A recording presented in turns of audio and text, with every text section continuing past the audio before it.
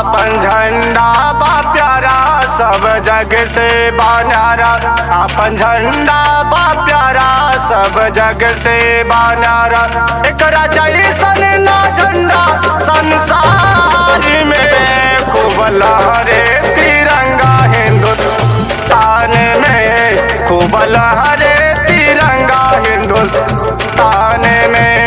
आपन झंडा बा प्यारा सब जग से बान्यारा। आपन झंडा बा प्यारा सब जग से बान्यारा।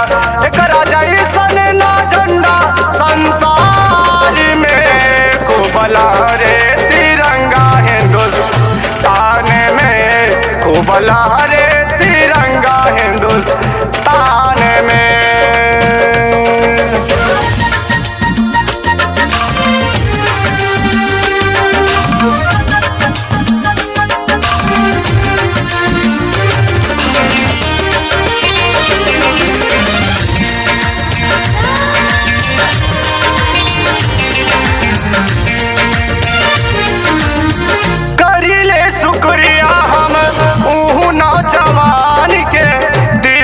बनौले रखले भारत के गुमान के। जो अब तक ना खौला वो खून नहीं पानी है। जो अब तक ना खौला वो खून नहीं पानी है। जो देश के काम ना आए वो बेकार जवानी है। करिले शुक्रिया हम ऊह नौजवान के। तिरंगा बनौले रखले भारत के गुमान के। झंडा ऐसन देखाला देख दुश्मन डराला। झंडा ऐसन देखाला देख दुश्मन डराला। हाहाकार मचावे पाकिस्तान में खूब लहरे तिरंगा हिंदुस्तान में। खूब लहरे तिरंगा हिंदुस्तान में।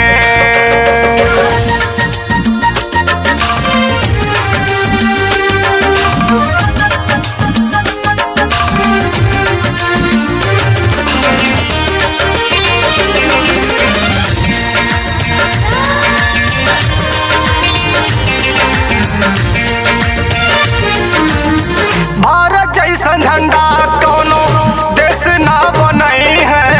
बनावे जे चाहिए ता बनावे ना ही पाई है।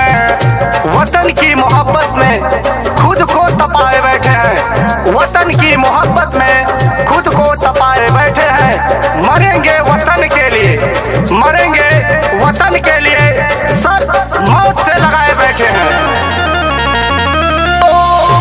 जैसन झंडा कोनो देश ना बनई है।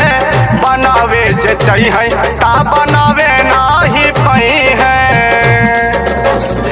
चमके झंडा नूरानी वीरों की बलिदानी। चमके झंडा नूरानी वीरों की बलिदान।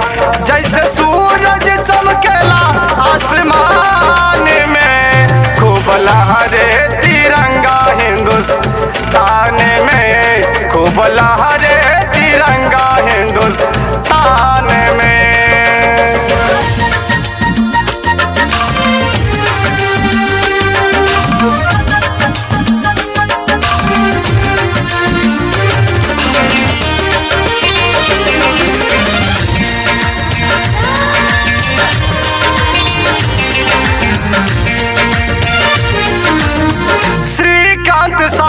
झंडा ले ला हिंदुस्तान के। देश पे लुटादा तू अपने प्राण के। कुछ नशा तिरंगे की आन का है।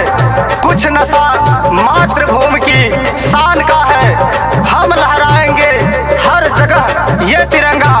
नशा ये हिंदुस्तान की शान का है। श्रीकांत सावरा झंडा ले ला हिंदुस्तान के। देश पे लुटादा तू अपने प्राण के।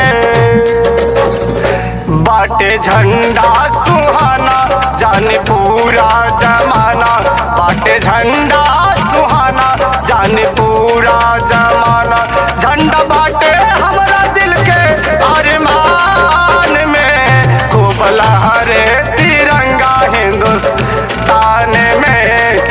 वाला